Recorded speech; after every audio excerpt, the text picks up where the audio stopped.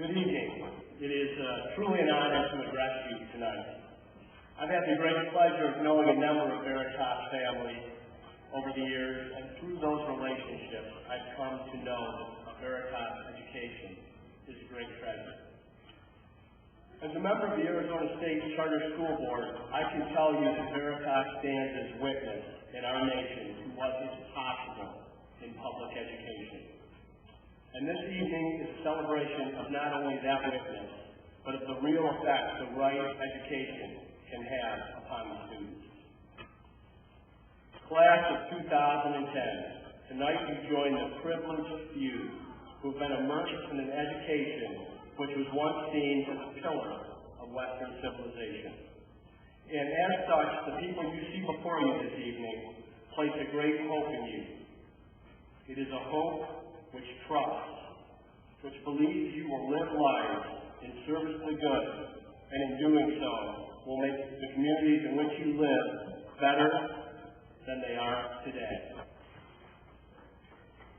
It is therefore my sincere privilege to join tonight with your headmaster, Andrew Ellison, your families, your teachers, and your peers, in offering one final encouragement to you, class of 2010, as you prepare to leave this unique and enriching community. I stand before you tonight somewhat outside the tradition of Veritas commencement speakers. I am not an academic. I have no postgraduate degrees. And on top of this, I represent that sector of the community which has come under great criticism in our day. The entrepreneur, the businessman, the capitalist. Much of this criticism is not without warrant. Hardly a day goes by that news of company impropriety or outright market fraud does not reach our ears. But we must not let the perversion of a few in our economic culture prevent a proper participation in that culture tomorrow. I'm here to remind you that graduates of Veritas, you have a high and noble calling.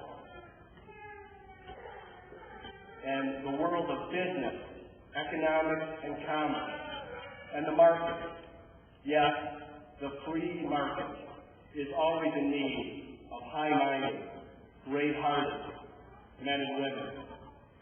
It is now, and always has been, in need of workers and leaders just like you. Even before the recent corporate scandals, much of the world of business warranted a return to the old axioms. This is because too many in the business world, for too long, submitted themselves to the false wisdom of the age. So the caricature of the businessman became a fact to God and a pithy observation. It's a dog-eat-dog world out there. This is survival of the fittest. Welcome to the jungle, and even greed is good. And as a consequence, the modern company was no longer a community sharing a particular good, but a loose and purely temporary association of individuals seeking their own benefit. This ultimately devolved into the false and often cynical wisdom of the middle management, a sort of teacher's wisdom espousing such maxims as teamwork means never having to take all the blame yourself. Eagles may soar, but weasels don't get sucked into jet engines.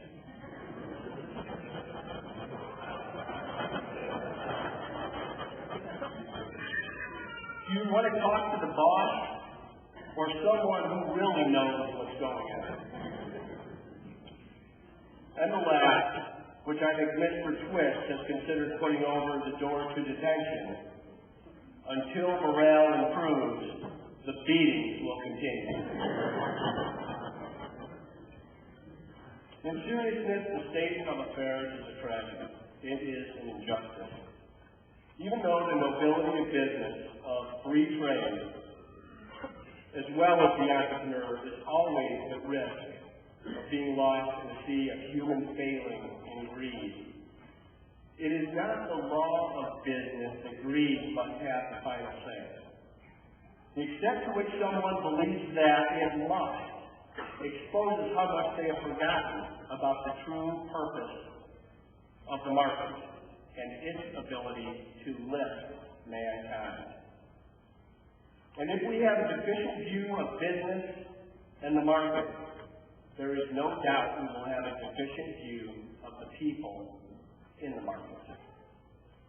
We must remember, and you, as graduates, as students of the West, know this best of all, that man is not simply an animal of appetite, but is a being with higher powers to cultivate and a higher purpose to fulfill.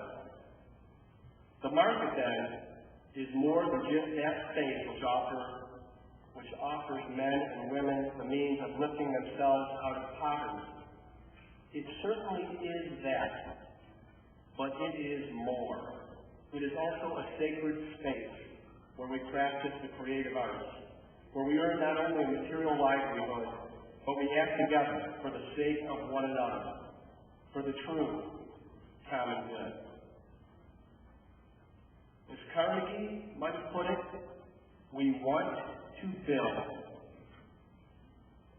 but how we build and why we build is as important